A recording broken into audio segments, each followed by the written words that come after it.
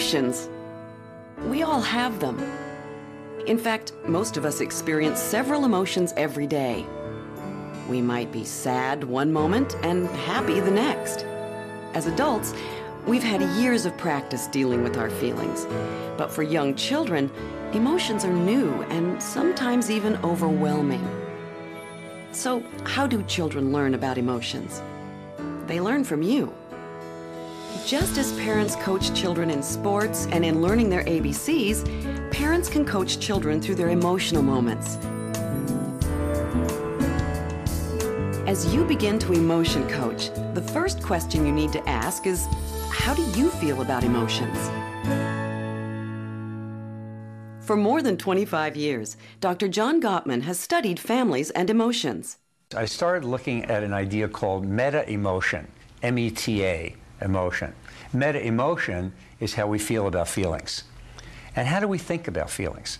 And what are attitudes towards specific emotions? Do we believe that emotions are a good thing? Or do we think they really mess up thinking, they're bad, we should try to minimize emotions? And we started learning that really emotions, the basic emotions, are kind of like the primary colors on a palette. And they're the same across the whole planet for our whole species. And they're experienced the same way. And physiologically, people respond in the same way. But the way people feel about feelings, that's really different. So part of what you really have to think about is, how do you feel about emotions, right? Because children will model your own attitudes and your own behavior. If you ignore emotions and aren't interested, they'll learn to do that too. The way we handle emotions helps to shape how our children deal with their emotions. Researchers talk about 4 different ways that parents deal with their children's emotions. On any given day, depending on the situation, parents may use all 4 styles. So how do you parent? The 4 parenting styles are dismissing, disapproving, laissez-faire, and emotion coaching. Let's take a look at each style. Dismissing parents tend to ignore emotions such as anger, fear, and sadness. When Shannon gets sad, we try to make her happy. We do something else, because at her age, she has nothing to be sad about. We just want her to be happy.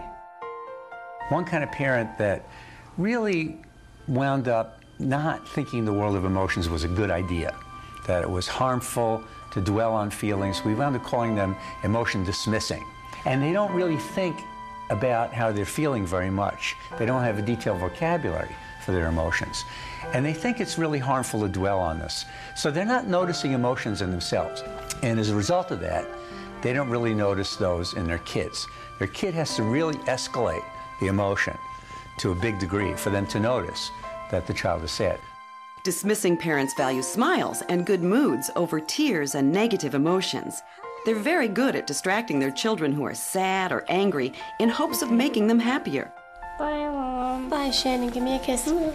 I love you. I'll see you later, okay? Okay, I'll see you later.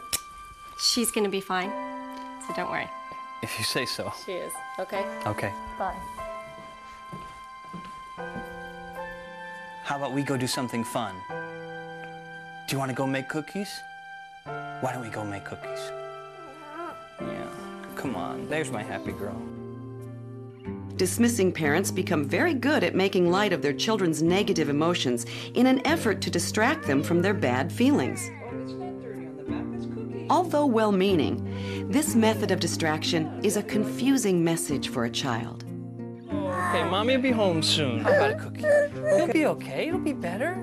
Here's a cookie. If a child feels that her emotions are being ignored, even while being hugged, she may learn to hide her feelings, cutting off possibilities for emotional connections. Let me make it clear that emotion-dismissing parents can be very warm and very loving. You know, if my daughter's here, I can look at her and I can say, as an emotion-dismissing parent, "What's the matter, sweetheart? Aw, come on, get a smile on your face. There's Daddy's little girl. Good, good." See, I can be warm, but I'm telling her not to be sad.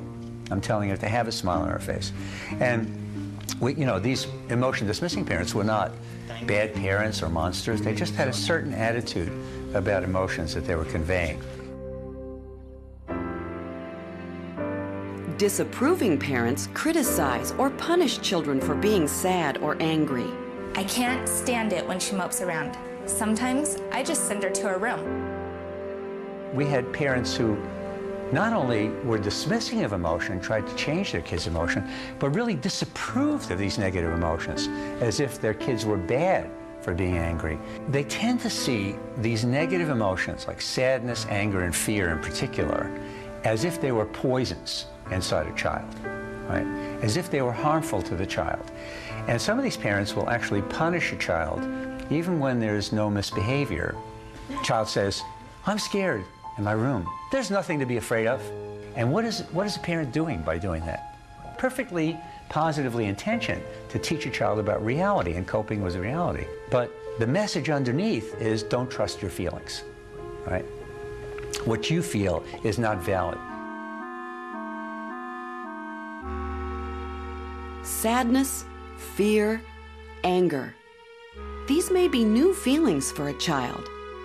By disapproving of a child's emotion or even punishing a child for having an emotion, the child is being denied the opportunity to learn how to handle her emotions in a healthy way. Kaylee, what are you doing out of bed? I'm scared. Scared of what? Monsters. There is nothing to be afraid of in this house. I have already put you in bed twice.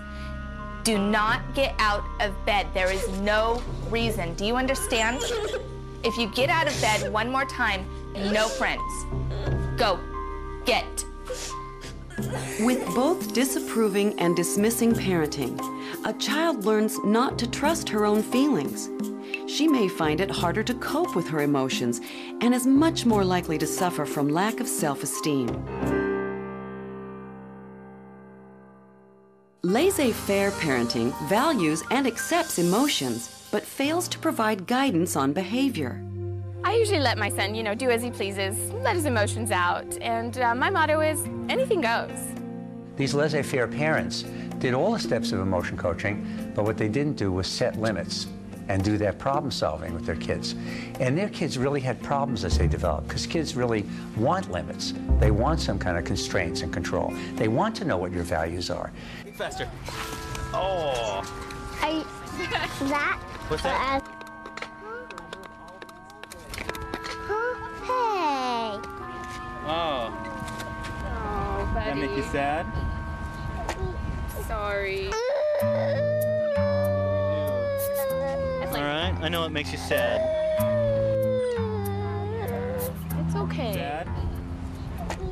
Sorry. The laissez-faire style of parenting accepts all emotions, so children feel okay about expressing their feelings, but they may not understand their emotions or know how to manage them. Laissez-faire parenting fails to teach a child what is appropriate behavior or how to calm down when he's angry, sad, or afraid. As a result, a child may have trouble concentrating. When a child remains focused only on his own emotions, he may overlook social cues from other children, making it harder to find and keep friends.